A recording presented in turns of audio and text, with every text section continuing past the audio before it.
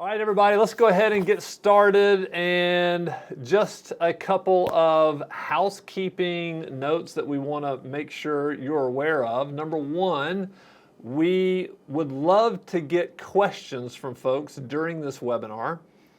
We, like Matthew and I, really thrive off of having interaction. We do the podcast together, so it's really not near as fun when it's just the two of us talking. We definitely want to hear from you all. So there is a Q&A section. Now, what I would say is ask anything about the topic, about the subject. I would say anything even about traction, because this is going to be a lot about the EOS Life. But anything else you want to know. We've carved out an hour to an hour and a half for this. With just two of us here, we'll see how long this takes us, but you're welcome to ask any questions you want. So that's number one. There is a place to do that. Secondly, we'd love for you to have a pen and paper ready for some thinking time. We're going to ask questions, and we'd really love for you to write out those, write your answers and just kind of participate along. Anything else you want to say about this, Matthew? No. Just having a pen and paper, I think, is going to be really important. Yeah, it will be. It'll be a lot more valuable to you. Our next webinar is going to be February 1st. Now we're going to shoot every Thursday. We're going to record a webinar. We're going to have a webinar every Thursday, the first Thursday of the month at 3 p.m. Central. The only month we probably will miss or reschedule will be July, because it happens to be right around July 4th. Usually, I haven't looked this year, but we typically are traveling over the holidays. Next thing, sign up for our newsletter. I'll ask McKenna to put in here in the chat where you can do that. We'd love to put you on our newsletter. We send out a newsletter once a week just with property manager information. We're starting to write some articles specifically for property managers. We're going to create some more content specifically for property managers that you're not going to get on the podcast. You're not going to get it on the webinar. So would really love for you to sign up there if you haven't already. Last thing, our podcast, if you haven't downloaded our podcast, and I would even say if you haven't reviewed the podcast, we'd love for you to do that, but only 5-star reviews. If you're going to give a 1-star, please keep that to yourself. I'm kidding, but we'd love for you to be a listener of our podcast if you aren't already. All right, Matthew, I'll let you take this one. Yeah. So one of the questions we often get is like, why are we so transparent with everything we're doing here at Evernest? And there's really three things, and those of you who have been on one of our webinars before have heard this before, but I think it's very important because I think it gives, being transparent gives us trust with y'all as we start to deliver this information. The first thing is Spencer and I have a real passion for developing people, and it's actually our core focus here at Evernest is develop people personally and professionally. And I have been given so much by this industry. When I was first getting started, there were some people out there that were helping me consistently improve the business and giving me ideas and giving back. And so I think it's important that anytime you start to have some success, that you do a good job of helping others have success here. And there's plenty of space. This kind of gets into number two. There's plenty of space here for all of us to be super successful managing homes for other people. And so anytime we can raise the level of execution, the brand of our industry, it's actually going to help all of us. I think anytime you have some bad press or bad things that happen, then it basically becomes a drag on the industry. So we're trying to do our best to bring up and throw some ideas out there that'll improve the industry. And then the last one is the only selfish thing here is we, in full transparency, we do buy businesses, and that's one way we expand our markets and expand the density in our markets. And so, our goal here too is to build enough trust that one day when you do decide to do that, that you'll reach out to us. And so there's a number of solutions out there that'll buy your business, but one of the goals we're doing here is just to build relationships so that we can be one of those calls. So that's why we do these webinars. That's why we do the podcast, why we do all the the newsletters, those types of things. But ultimately, if you just want to sit here and get a bunch of information, more power to you, and excited to get to give you that information.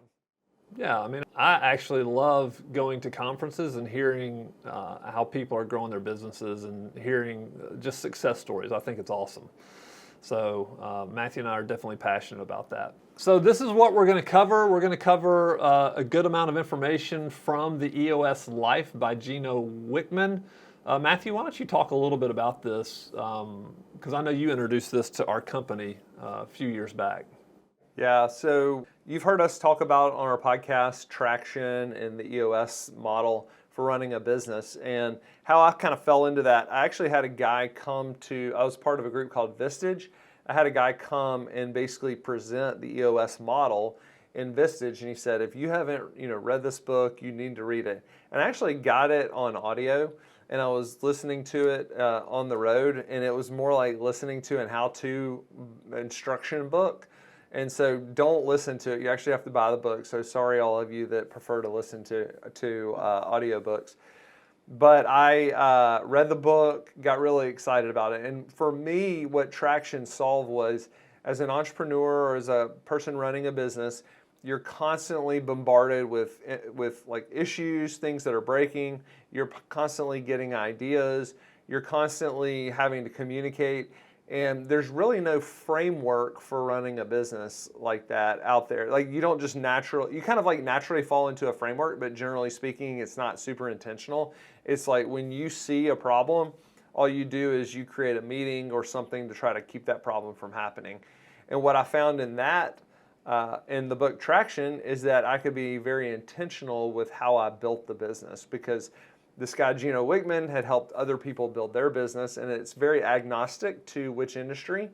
And I was able to implement it in an Evernest, and we did a great job of running it, and we've been very loyal to the system and growing the organization. And so when Gino came out with this book called the EOS Life, it's basically like, and probably many of you on here are already running EOS, but EOS Life is all about turning your life, using some of the same principles that you learn in Traction and EOS, moving those over and then running those personally.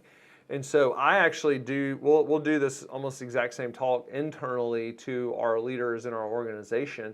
And what we think is this is a great way to set goals, because remember, EOS has the VTO, which talks about setting goals, and we're actually going to get into some of that here on the webinar. But this is basically teaching you to use some of those same tools in your own life, and to make the entrepreneurial journey, goes from sometimes miserable to tolerable to actually even enjoying it. And so we're going to talk about that today. So I would love to know if you want to put in the chat, how many of you are running Traction currently? Go ahead and say, if you're running your company through Traction, would love to just say yes, or an emoji, thumbs up emoji, or whatever. Would love to see that. We've got a few that are, several. Nice. So you're familiar with this. So these are actually right here what we have on the screen. These are the main headings that we're going to hit each one of these. Doing what you love with the people you love, making a huge difference, being compensated appropriately, with time for other passions. So let's get into it. Yeah, so first thing I would do is, we asked you to get a piece of paper, and I would draw, something that looks like this. I know it's a little hokey, but draw something that looks like this, and we're gonna kind of go through each one of these. And ultimately, what you're going to do is leave a little room in the circle for writing down how you feel you do on a scale of 1 to 10 in this, once we talk about it. All right, so let's talk about doing what you love. So what kind of work, this is the question in the book. The book asks you, what kind of work do you love to do? Yeah, so what I would do with your piece of paper, and we'll give you a few minutes, or maybe we'll just kind of keep chatting, but go ahead and start writing down, like, what are the things that you love to do? What are the things about, whether it's an industry, whether it's your current role, what are the things at your current role that you enjoy doing? What are the types of things? If I was thinking about it through my lens, and I've actually done this, what are the things that I love to do? I love to communicate with the team. I love being the mascot. I often joke that here I'm the mascot. I love meeting with the team in the market and solving what I call paper cuts. I actually borrowed that from Jeff Bezos. What paper cuts are like small issues that over time cause big pain. Love doing one-to-ones with team members and giving them feedback and developing them. I love having idea sessions, whiteboarding, reading and studying, and I love coming up with ideas. So those are the types of things that I like to do when I'm working. And so, Spencer, I don't know if there's anything you would add to yours. Yeah, I love giving presentations. I love recording content. I love strategizing and thinking about content and different and creative ways to present content. I love thinking about and I love thinking and writing messaging for our avatars. So for the people that we're trying to reach, the owners that we want to reach, I love thinking about that. So those are some of the things I absolutely love to do. Perfect.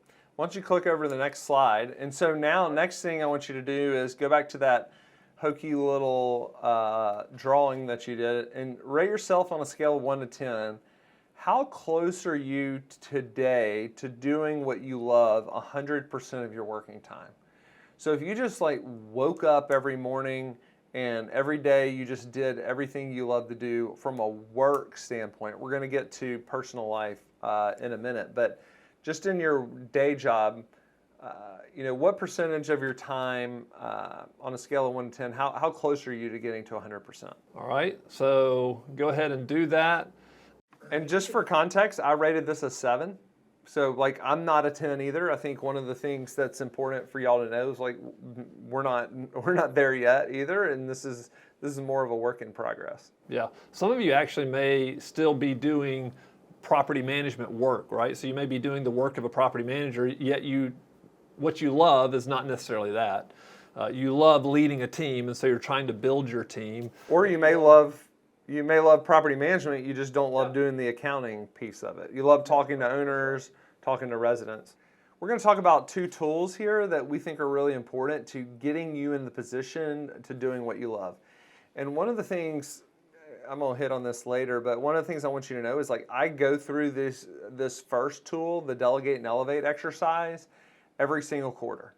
And so if you'll flip one more there.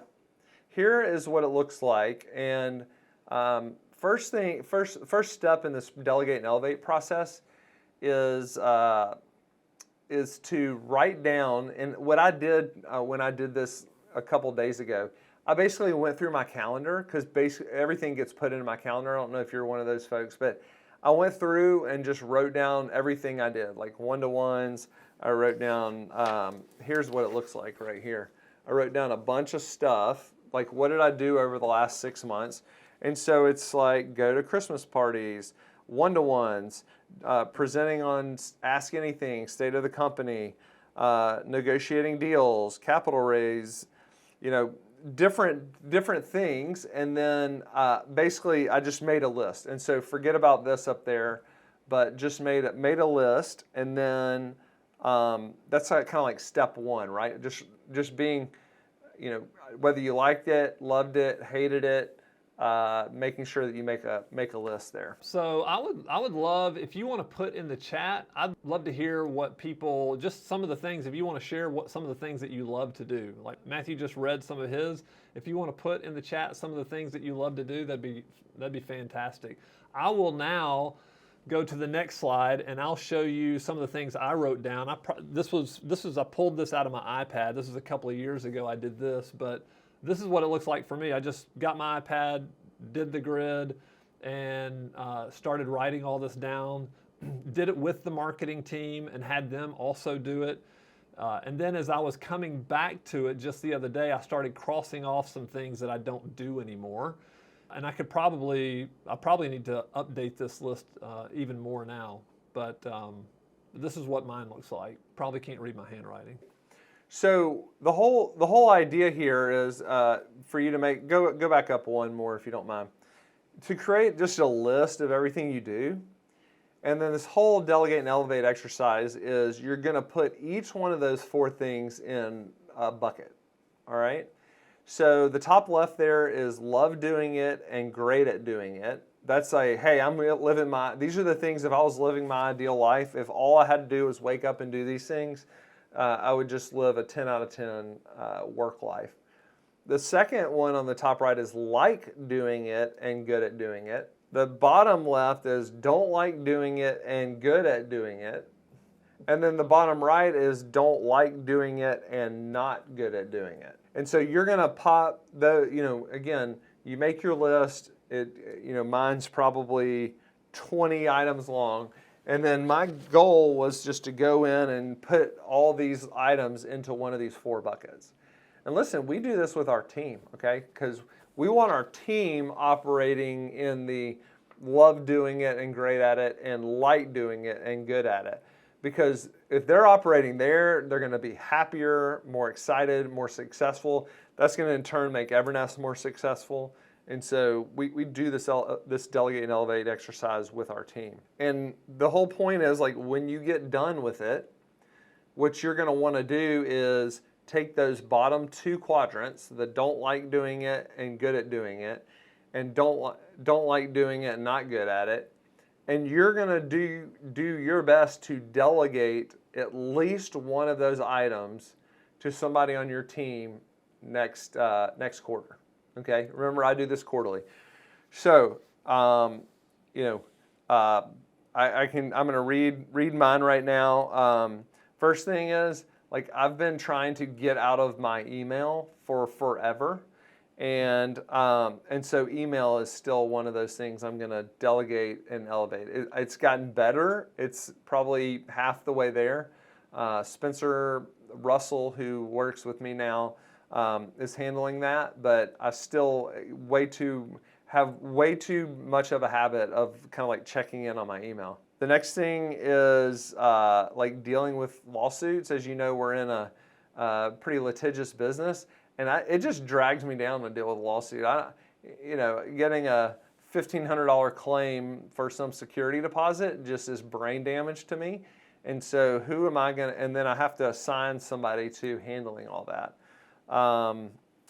The next one is dealing with vendor calls. So you can imagine I get a bunch of inbound sales calls, and so just making sure that I hand those off to somebody, that I don't have to worry about those. Those are some of the things that I'm working on delegating and elevating. Now look, we have a team of almost 400 people. You may have a team of and maybe you can hire a remote team member or what we call an international team member to help you. But the point is, you got to take one thing this quarter and get it off your plate in those bottom buckets.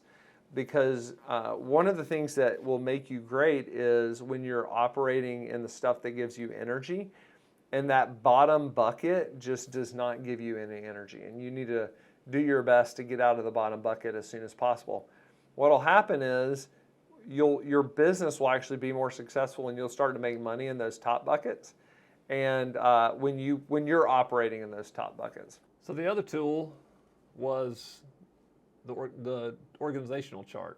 Yeah, the accountability chart. And so this is like an organizational chart with a little bit of a twist to it.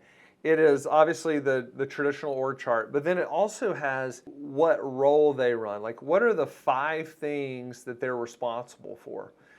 Sometimes brain damage happens, especially in a small organization, when you have 2 people that kind of like own something, and they're both having to constantly watch it, and nobody is really in charge, and it creates some friction and some brain damage, and they're both worried about it. And putting one person in charge of that is super important. And so one book that helps with this is the book called E-Myth. E-Myth we'll talk about like creating the org chart first, and then you're going to basically put the roles in. Don't put the people in there yet, but create the roles, create the org chart, and then once you're done creating the organization, then you can put the people's names in each of these. Now, you may find that you have some people sitting in multiple seats, and ultimately that's okay. You just want to be intentional about it and really understand who's sitting in what seat and who's responsible for what.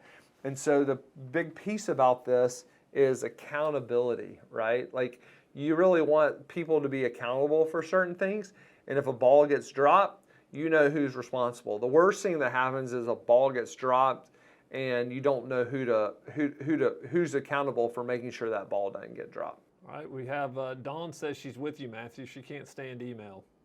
I think email is the bane of my existence. I just feel like it's such a communication tool, but the amount of trash that comes into it is just shocking. And Jason hit on another one, which is why we have Dan, HR issues.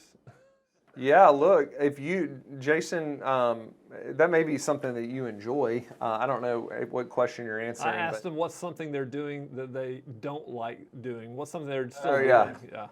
Yeah, look, if dealing with HR issues, as you scale an organization, you start to deal with more and more of those. You can just imagine with almost 400 team members, there's always some sort of HR thing you're having to think about. But listen, when that was something when we hired Dan Crumpton, who's been on the webinars and on our podcast, when we hired him, that brain damage, oh my gosh, just removing a lot of that brain damage is amazing. All right, so that was step one, right? Doing what you love. Detail-oriented people, that's who I like to work with. I'm kidding. So when I answered this question, I said, I love working with people that have energy.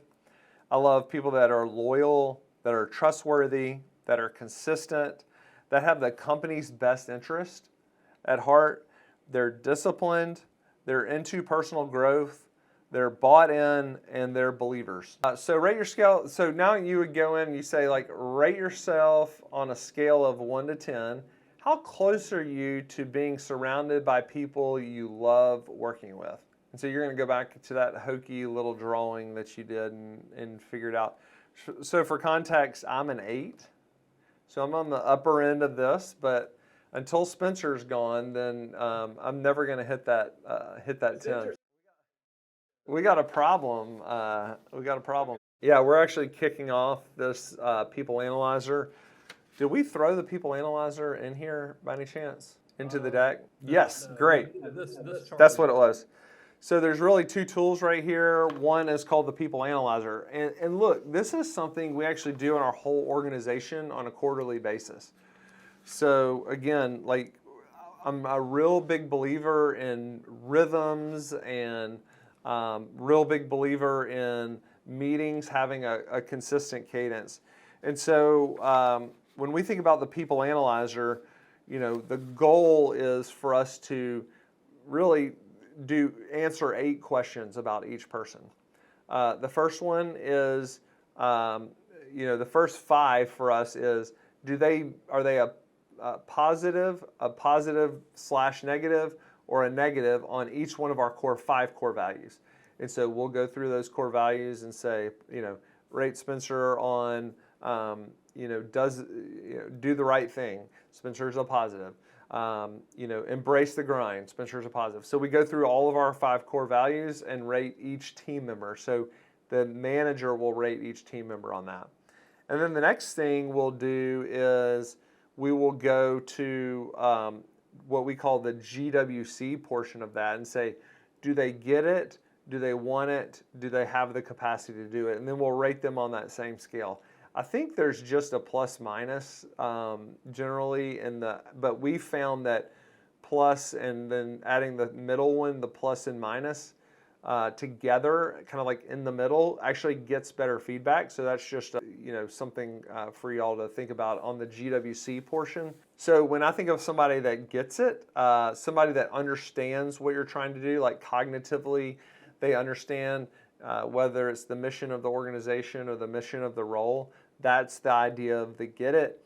Want it. I may get the idea of why somebody would climb Mount Everest, but I may not want to climb Mount Everest. And so you may have somebody that cognitively completely understands what they need to do to be successful, but they may not have the want to to go out and do that. And so that's that second one.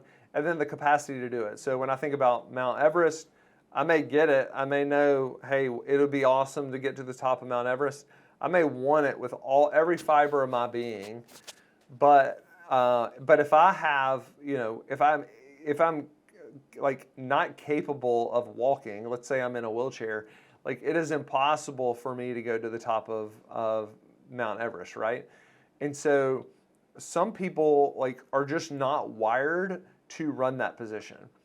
What's interesting about this is what you really need, like you're basically analyzing somebody like in a subjective way, like it's your opinion, but you as the leader are trying to be as objective as possible. What we have found is when you rate people a lot of plus minuses and a lot of minuses, remember 5 core values, then get it 1 at capacity to do it.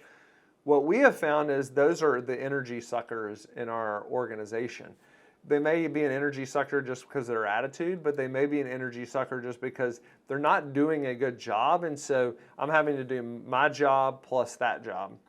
And so we do this on a quarterly basis, and then we share the feedback with the team member. I think there's this great story out there of a baseball player a number of years back, and he was the general manager, which is kind of like a step above the coach, is the person that puts the team together. The general manager called him to his office, and he arrived at the general manager's office before the general manager got there.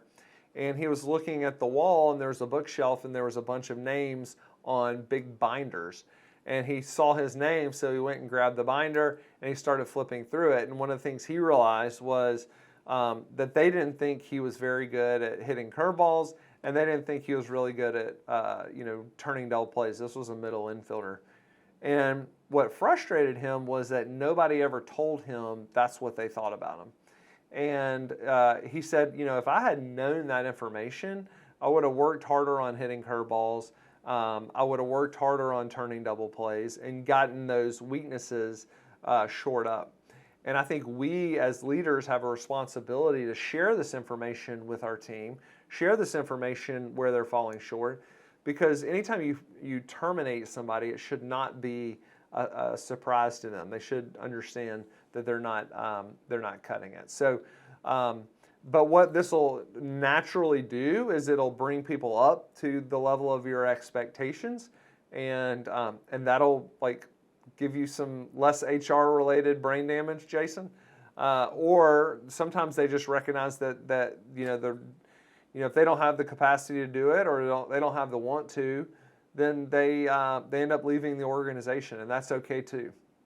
Yeah, I would say the only other comment I would say here is if you're currently in an organization and maybe there's some politics involved, or this is very tough to do. You really need there needs to be a sense of transparency and trust on your team, and this will help develop that. When you can have these conversations with people and say, hey, listen, I went through this role and I was as objective as I possibly could be, and this was the result.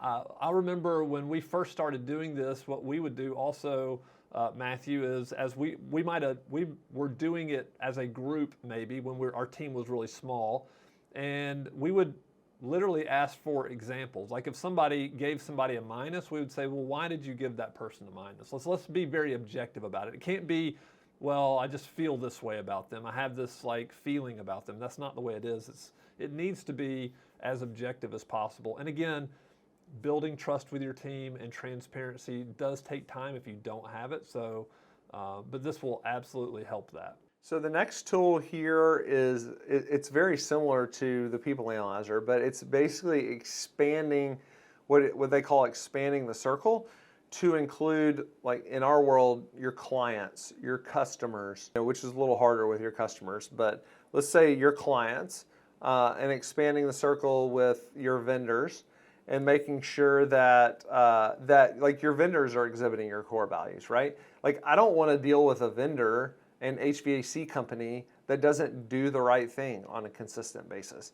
And so like life is too short to deal with that vendor. I need to go find somebody, because there's plenty of HVAC vendors out there I can go find somebody that will do the right thing. And so continue to expand your world, your interactions to people that want to, be a part of like that core value, even to the point of expanding it again to make sure that the people you hang around, one of the stories, the book, and look, you really ought to pick up the book and read it, but one of the stories in the book it talks about was this person had like 10 siblings, and what he felt like is he had to basically go out and spend equal time with all of his siblings and treat all of them the same. And when he got released from, mentally released from the fact that he didn't have to spend a bunch of time with each one of his siblings, the ones that were the energy givers, the 4 that were the energy givers, he spent a lot of time with them, and then took the other 6, and not that he, didn't love them as much as he loved the other ones, he chose not to spend time with them. And it just made his life incrementally happier by spending time with people that exhibit those core values. And so when you think about that in your, you basically take it from your work life, and dang, one of the things is you get your work life right from spending time with the people that add value and give you energy. That's going to go a long way, because obviously we spend a lot of time doing that.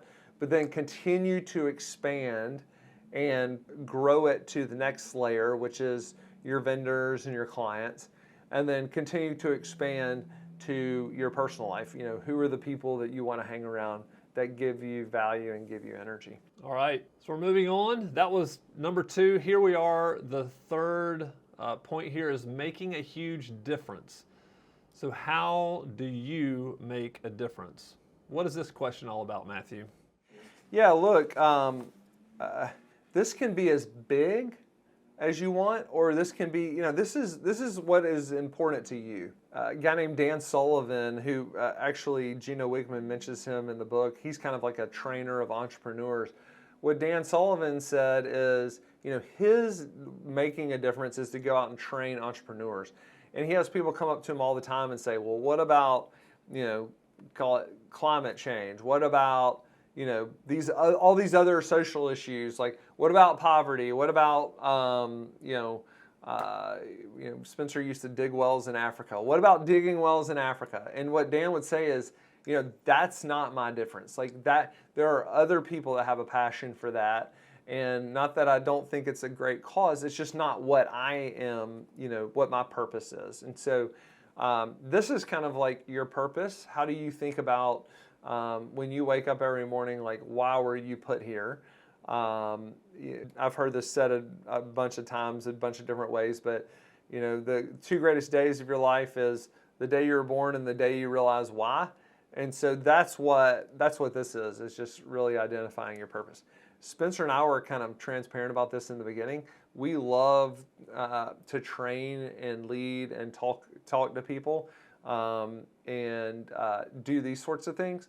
So that's one of the things we feel like where we're making a difference. And so next slide is you're going to want to write down on a scale of 1 to 10, how close are you to spending all of your time every day making a difference? What did you rate yourself here, Matthew? I rated myself an 8. And that's a function of you being more out of the business, working on the business, doing the things that you like. This is the result. That's the result of you really working on this process and this exercise for years now. Yeah, look, so when I'm making a difference, the way I think about this is developing leaders who will make an impact. That's, how well, like what, that's in a bunch of different areas, right? It's in this area, like talking to other leaders in the industry and helping them, personally and professionally develop. It's internally at Evernest. I don't think everybody's just I don't necessarily think we're just gonna grow leaders at Evernest and then everybody's just gonna stay at Evernest forever and everybody's gonna be happy and we're all gonna hold hands and sing Kumbaya. What I think is that there's gonna be people that shoot out the top of Evernest, and we've had people go on to do like amazing things, but they use the tools that they learn here at Evernest to go on and do those amazing things. We still have people that come back to me all the time and say, hey, I'm using EOS, I'm using this, I'm using that tool that I learned while I was at Evernest. And listen, if the 2 years I spent at Evernest were some of the most transformative from a growth standpoint, that's the type of things when I think about making a difference for us. The other thing is, when I think about that impact, as we grow the organization, it's allowing my voice to have more value. It's amazing when you're, I think probably when you're first starting out and you're doing some of the right things, you probably don't get the impact that you should get from all the hard work that you're doing. This is kind of called the flywheel, Jim Collins calls it. Once you start to have some success, you start to, and there are years that are bad and years that are good, but overall you start to have a greater impact than the actual effort that you put into it. And so that's just called leverage, right? It's like growing your voice, growing your ability to get things done with leverage. I thought about Matthew. We had a team member who was with us early on, very early on, and then he went to Nashville, started running our market in Nashville, and eventually he left us and went and started his own thing. And what's interesting is I have family up in Nashville, and my nephew started working for this ex-team member of ours, and so I was informed about like how they were doing, what they were doing, and it was really great to see them succeed. But one of the things he was laughing about with me, he was like, "Man, we still are doing. We're like there's three of us because they were a real small startup at first." And he was telling me this several years back. He was like, "Even with three of us, we were doing level 10s." And Matt was like sticking by the book, running through traction because he said that's the way y'all did it. And I love that. I love hearing stories like that. And they're still doing everybody. Yeah, look, and everybody who's running EOS, if you'll click to the next page, will recognize the tool that you do. And look, the tool is the Vision Traction Organizer. How do you make a huge impact? It's about really being intentional and thinking through. We literally a month ago just did this for 2024 for Evernest. And we went through every single piece of these and we said, are we bought into these core values? Are we bought into our core focus? What is our target? Our target right now is 250,000 homes by the end of the decade. We went through all of these things. And what's so amazing is, and this, you think, well, you guys are just talking about the work life, but as all of us that are running these organizations, this takes up an inordinate amount of our time. And when we get this right, it allows us to have a greater impact. And so part of this is being able to cast the vision for the team. And what I tell our team is like, my job is to tell you, where we're going and to talk about the cadence with which we're going to get there. And then I, basically give you all the tools to succeed and then stand back and watch you execute. But I've got to be out there consistently painting a vision for where we're going and also giving them the infrastructure. What Jim Collins also calls that is the freedom within a framework.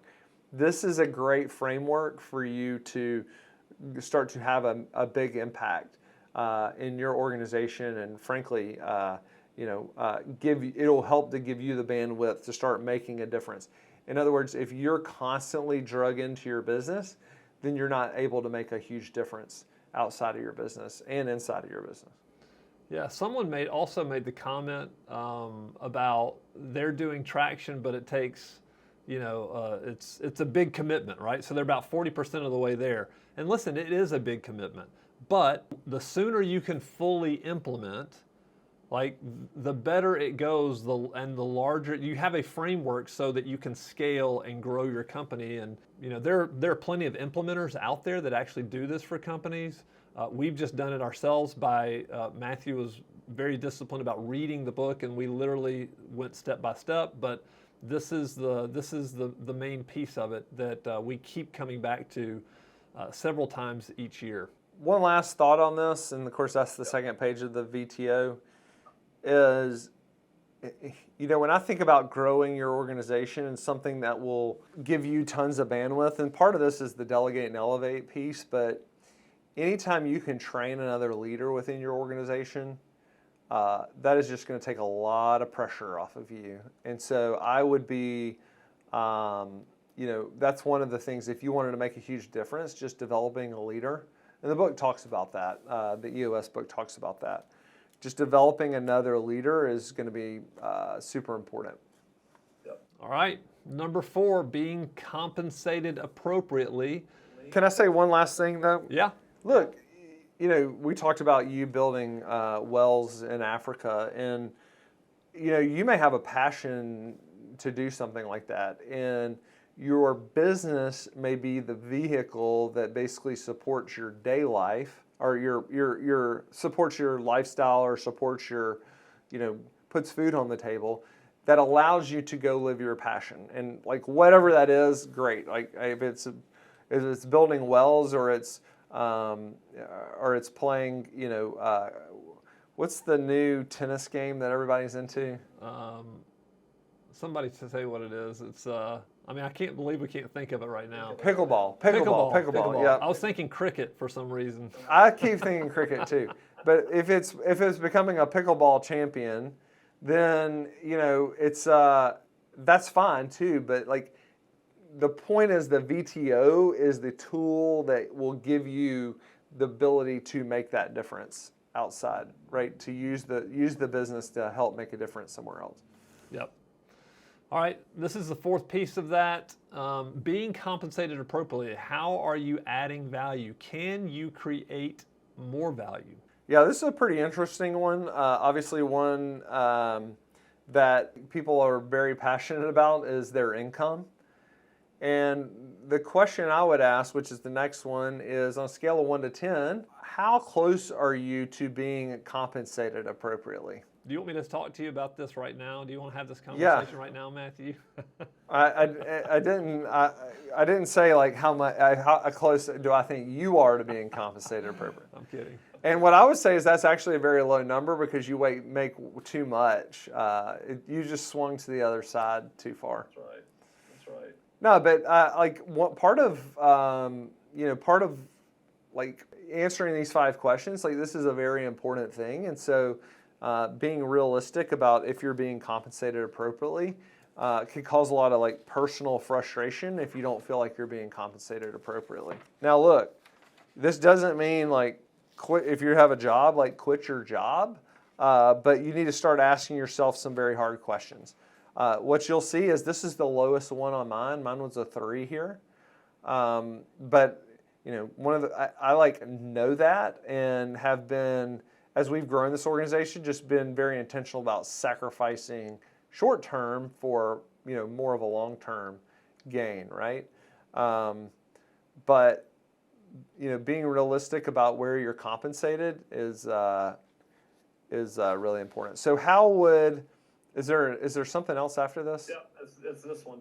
Yeah, so the way I would think about this is more through the lens of the best way to look at it is more like an hourly rate. So take let's say you work 50 weeks a year, 2,000 hours, that's 40 hours. I know a lot of us entrepreneurs work much more than that, but I think that makes the math simple. One of the things you want to make sure is that you're not doing things that are cheaper than the hourly rate that you can get them done for. And so I would actually say, so you don't like get close, is if today take your income, divide it by 2,000 hours, that's your hourly rate, and let's say that's $25 an hour. And you want to get to $50 an hour, you want to double your income. I would think about delegating and elevating everything that is your $25 an hour work and focusing on the $50 an hour work, right? If you're running a job, like if you're a team member somewhere, this is how we think about it here is like, well, let's talk about it at a landscape place. Like if you're pushing a lawnmower as a landscaper, then you're probably making $25 an hour. If you're a team leader, you're probably making closer to $50 an hour. Well, what do you need to do to go from pushing a lawnmower to being a team leader? You're going to have to learn some management skills. You're going to have to learn some different things that'll ultimately pay $50 an hour. Well, if it's a big landscape company, then they probably, maybe it has an owner, and that owner is making $100 an hour. Well, if I want to make that $100 an hour, like I'm going to have to learn some things, go from being a team leader of landscaping team members to being an owner of a business or to being a leader of a business. And then those are some different skills. And so this kind of, when we think about there's a podcast that we did called The 4 Stages of Growth. This is exactly what that's talking about, is you just need to be really focused on those 4 stages of growth and actually being able to delegate and elevate your way out of it. And so if you feel like you ought to be making more money, then you need to realize like what is the next level up? How are they making more money? And what are the skills required to get that? All right. Yeah, that was, we just talked about that yesterday or 2 days ago, episode 57 on our podcast. All right, last one here, Matthew, to round it all out with time for other passions. So what are your passions outside of work? So we've kind of hit on this a little bit. Yeah, so when I think about time for other passions, I think about, I love baseball, so I coach my son in baseball. I love to travel, and traveling with my family is very important to me. I love working out. Although coming off the holidays, one of the things I've noticed is my pants don't fit right now, and it really is frustrating me. They're like way tighter than they should be. Love hanging out with the family, and I love reading and learning. And so, those are the things that give me energy and give me joy. And how good am I at, spending time doing those things I'm passionate about? Yeah. And so if you click over, again, going back on a scale of 1 to 10, 10 being I'm doing 100% of the time, how close are you to spending 100% of your personal life doing things you really enjoy? Now look, when I think of work-life balance, there's actually a study done that said who are the happiest people and people think of this like even balance. I think of that as like almost something that's impossible. And when you realize, like, in my opinion, a work-life balance is impossible, somehow that makes it way easier because you don't have the anxiety of trying to balance the things. What I would say is, this is a Gary Keller thing in his book, One Thing, is that like everything outside of work, like work is really a rubber ball, but everything outside of that is a glass ball, whether it's your relationships, your health, whatever, fill in the blank there. And you're juggling all these things. What I would say is, you being able to spend like time doing those things are really important, but there are some times where you got to dig in at work and you've got to work that kind of like 50 or 60 hour, whatever that number is for you. But always making sure that you don't drop those glass balls. Super, super, super important. But you just knowing what those passions are, and being able to spend some energy doing that. The study was, I forgot to close that loop. The study actually said that the people that felt like they had the most balance worked the most. So it was kind of like the inverse of what everybody thinks, is they worked about 9 hours more per week than the people that felt like they were out of balance. So some of that's also probably about enjoying your job. So Matthew, let me ask you a question about this real quick. What do you get out your calendar for the year and walk through it and go ahead and pre-schedule? Like, hey, I know that I want to take a trip with my family. Like, here are my passions. It's baseball. It's my family. It's traveling. So I'm going to go ahead and pre-plan this for 2024. Yes, I absolutely do that. I just did it. I already have like things. Probably I would say 60 or 70% of my vacations are already marked off on my calendar. Awesome. All right. Yeah. Look, one of the things that Dan Sullivan, who I talked about earlier in the show, would have said is he goes in and he schedules those first. And then one of the things Gino Wickman said is just having a set number of hours that you work, either both weekly and annually. And it also gives you like a sense of urgency. The last thing you want to do is just be biding time at the office because you feel like you should be there. If I said, hey, perfect example would be I'm going on vacation. Let's say you go on vacation tomorrow. You would be crushing some work to make sure you're just really efficient with your time and you're just getting stuff marked off your list so that you can go on vacation. Well, what if you lived, not that you could live every day like that, but what if you lived, the point is if you have a sense of urgency about it and you limit the time, you actually will get more done. Yeah, great thought. And this is EOS time management. Yeah, so I must say, it's actually just what I said. Is like you being very, that EOS time management just didn't sound right, but you being very intentional about what you're going to do, how many hours you're going to work every week, and how many hours you're going to do monthly, and how many hours you're going to do annually. All right, so we're going to wrap this thing up. We've gone almost an hour. Now would be a great time to start asking us questions if you have any. Again, something that we're super passionate about, something I'm super passionate about. But I think there's kind of three things that are really important to close this thing out. Number one is this is really about the journey. So I've been doing this about a couple years. As you can tell, there are pieces of these 5 that I'm better at, and there's pieces of these 5 that I need to improve, and I'm thinking about improving. And so don't feel like you're going to boil the ocean here. Make sure that you know that this is a guide, and don't get mad about yourself at, if you're not like a 10, right? In fact, you don't ever kind of want it to be a 10 because you want to be consistently working on yourself in these 5 areas. The second thing is to be fairly consistent and set a plan on quarterly, or work on your plan quarterly. Think about,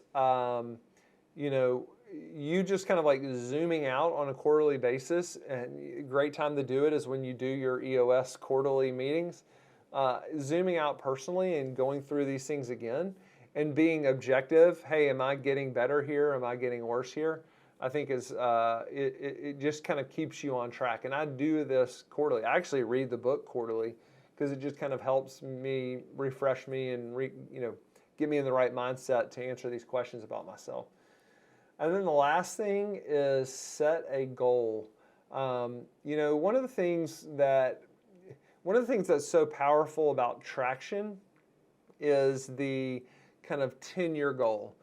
And if you think in 10-year terms, somehow it helps you you don't get up and down over the day, or up and down over a bad month, up and down over even a bad year, because when you say, hey, I'm going to get here in 10 years, when I think about where Evernest was 10 years ago, I mean, this was pre-Spencer. When I think about where Evernest was 10 years ago and where it is today, it's just like night and day. Like, it's hundreds of times bigger. And, when I think about the idea that something like that, Evernest could be hundreds of times bigger in 10 years from now. I'm 43 today, so when I'm 53, that gets me pretty excited. But, it doesn't, 2023 was a really tough year for us from a growth standpoint. We did some great things. We had some huge wins, and really excited about all the things that we had. But I don't get too upset over it because I know this is a long. I'm playing the long game, and so make sure you set a date, set a goal, and have vision for what that looks like. I think being able to write it down and say, by this time I want to do this. And again, look, I think a lot of people get into trying to live other people's dreams, and what I'm here to tell you is it's okay to have goals that are your dreams, right? I don't need to feed all of Africa. Like, again, not that I don't think it's important. It's just not my passion, and it would feel like real work going to Africa. And there's literally, people like Spencer that will go to Africa that it does not feel like work to them, and that's their passion. And so don't feel bad about what your goals are. I mean, if your goal is to have $1 million in the bank, great. That's awesome. Maybe much more than that. But yeah, don't let people feel bad about make you feel bad about your goals. Yeah, I think it was Stephen Covey said, we tend to overestimate what we can accomplish in a short period of time and underestimate what we can accomplish over a long period of time, which I think speaks to that 10-year target. And even as we look out 3 years in our VTO, it's really important to do that. Because honestly, Matthew, when you set that target of 25,000 properties, and even when we were 3 years into it, like, we didn't see how that was going to happen, and we were, a fraction of the size we are now. So real important. Yeah, I would set big goals, like things that, especially 10 years from now, things that scare you. One of the things I found was, as we were going on our journey, is Spencer nailed it. Like, we didn't know. In fact, we thought it was going to be very linear. Like, we would just add 1,500 doors every year, and then all of a sudden we'd have 25,000. I know that math doesn't work out, but whatever, 2,000 doors a year.